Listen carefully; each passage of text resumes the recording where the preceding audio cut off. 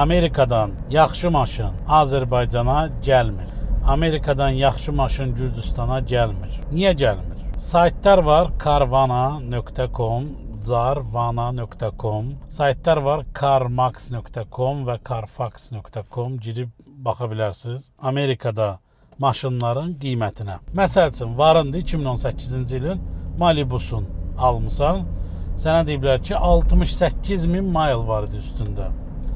Gir, həmin saytda 2018-in Malibusun 68.000 mile-la qiymətinə bax.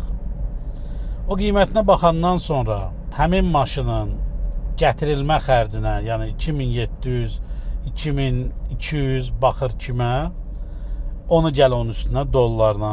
Ondan sonra ölkəyə giriş gömrük xərcin gəl onun üstünə.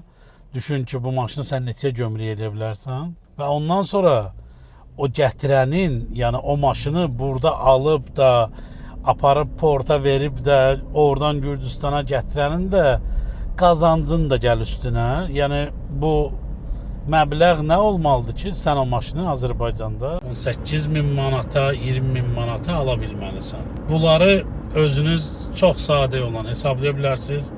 Təkcə şey yox da, yəni təkcə Chevrolet Malibunu demirəm. Məsələn, Azərbaycana gələn ən çox maşınlar Amerikadan bilirəm ki, Chevrolet Malibudur, bilirəm ki, Ford Fusion'dur, Hyundai'dir, Hyundai Elantra'dır, deyirlər, modeli zadı belə şeylər və Kia'dır, K5 sad belə deyirlər. Bilirəm ki, bunlar gəlir. Çünki niyə bunlar gəlir, sizə deyim. Hyundai ilə Kia'nın Azərbaycana gəlməsinin səbəbi odur ki, Amerikada sığorta eləyən vaxtı maşını, sənin maşının əgər Hyundai və yaxud Kia markasıdırsa, sənin sığortan o biri markalara nisbətən biraz yuxarı olur. Niyə? Çünki Amerikada statistikaya görə ən rahat oğranan maşınlar Kia ilə Hyundai'dir. Və onların oğurlanma riski çox olduğuna görə onların sığortası biraz bahadır. Və onların sığortasının biraz baha olmasının səbəbi ona təsir edir ki, həmin maşınların bazarı zəif olur. Bazarının zəif olması ona təsir edir ki, həmin maşınların qiyməti aşağı olur.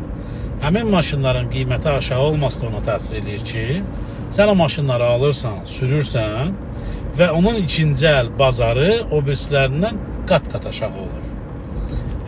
Gəlirik əsas məqama. Əsas məqam odur ki, bizim milli insanlar, yəni daim pul qazanmaq istəyən insanlar, yəni bir maşından bir maşının da pulun qazanmaq istəyən insanlar nə edirlər?